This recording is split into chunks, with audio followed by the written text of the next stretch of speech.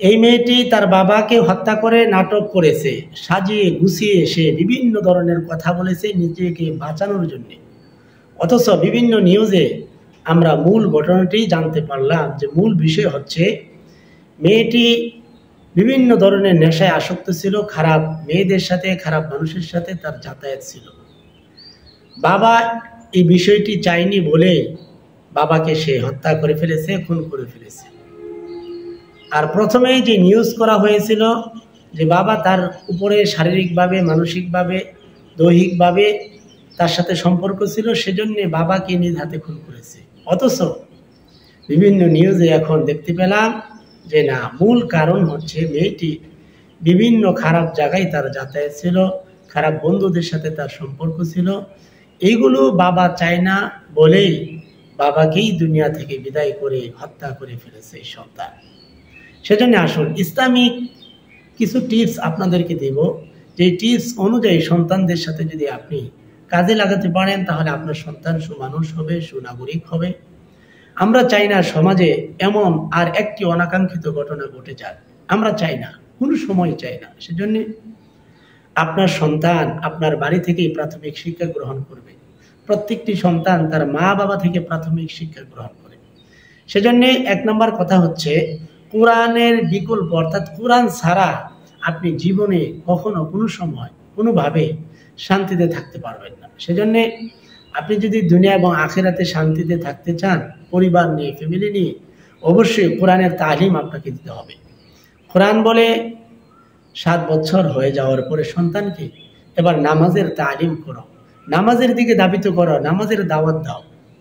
বালেগ অথবা বালেগা হয়ে যাওয়ার সঙ্গে সঙ্গে সন্তানকে নামাজ পড়তে তাকে বাধ্য করো, তাকে নামাজ পড়তেই হবে। তোমার যে কোনো কৌশল তুমি অবলম্বন করো সন্তানকে নামাজে আনার জন্য। সেজন্য আমরা আমাদের সন্তানদেরকে বর্তমানে নামাজ থেকে অনেকটা দূরে রাখি। আমরা নিজেরাও নামাজ পড়ি না, আমাদের সন্তানদেরকেও নামাজের কথা বলি না, নিজেরাও কোরআন পড়তে জানি না এবং সন্তানদেরকেও আমরা কোরআন শিখাই না। সেজন্য সমাজে এই ঘটনাগুলি ঘটতেছে। তাহলে আপনার সন্তানকে যদি সুমানুষ, সুনাগরিক, সুসন্তান বানাইতে চান তাহলে এক নম্বর বিষয় হচ্ছে তার কানে ছোটবেলা থেকে, ছোট থেকেই তার কানের ভিতরে এই আওয়াজ দিতে হবে, এই কথা, এই মেসেজ বারবার দিতে হবে। সন্তানকে নামাজ পড়াইতে হবে, নামাজের বেশি থেকে বেশি দাওয়াত দিতে হবে। বালেগ হয়ে যাওয়ার সঙ্গে সঙ্গে অথবা বালেগা হয়ে যাওয়ার সঙ্গে সঙ্গেই তাকে নামাজে বাধ্য করতে হবে। যে সন্তান ছেলে নামাজ পড়লো কিনা, মেয়ে নামাজ পড়লো কিনা, স্ত্রী নামাজ পড়লো কিনা, এই বিষয়গুলো একজন স্বামী, বাড়ির যিনি কর্তা, তাকে এগুলো খোঁজ খবর নিতে হবে। দ্বিতীয় বিষয় হচ্ছে অবশ্যই অবশ্যই আপনার সন্তানকে কোরআন শেখান। কোরআন শেখালে তার হৃদয়ের ভিতরে নম্রতা আসবে, বিনয়ী একটা ভাব আসবে, আল্লাহর পক্ষ থেকে নূর আসবে। তখন সে সন্তান নেশা অথবা খারাপ বন্ধুদের সাথে সে আড্ডা দিবে না, খারাপ বান্ধবের সাথে সে যাবে না। সেজন্যে আপনার ছেলেকে নামাজি বানান, আপনার মেয়েটাকে নামাজি বানান, তাহলে দেখবেন খারাপ সঙ্গ সে ছেড়ে দিয়ে আল্লাহওয়ালা হয়ে যাবে ইনশাআল্লাহ।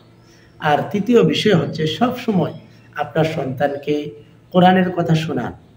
ঘুম পাড়ানোর সময় কোরআনের কথা শোনান।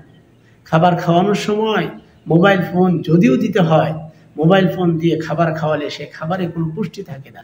এটা আমার কথা নয়, ভারতের একজন বড় বিজ্ঞানী দেবে সেটি তার কথা। সেজন্যে খাবার খাওয়ানোর সময় অবশ্যই মোবাইল থেকে সন্তানকে দূরে রাখুন। যতটা পারেন মোবাইল থেকে সন্তানকে দূরে রাখুন।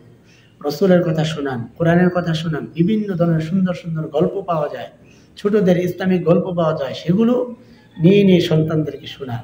আশা করা যায় আপনার সন্তান সুমানুষ হবে, সুনাগরিক হবে। সর্বশেষে আমি এটাই বলতে চাই, আমাদের এই দেশের ভিতরে কোনো একটি সমাজে যেন এরকম অনাকাঙ্ক্ষিত ঘটনা যেন আর দেখতে না হয়। আল্লাহ পাক যেন প্রত্যেক মা বাবা এবং সন্তানদেরকে যেন হেফাজত করেন। সকলেই যেন নিজেদের ফ্যামিলি নিয়ে দুনিয়া এবং আখিরাতে সুখে শান্তিতে থাকতে পারেন। আমরা সবাই সবার জন্য দোয়া করব ইনশাআল্লাহ। আর আপনি আমার চ্যানেলে নতুন হলে অবশ্যই সাবস্ক্রাইব করে পাশেই থাকবেন। আসসালামু আলাইকুম ওয়া রাহমাতুল্লাহি ওয়া বারাকাতুহু।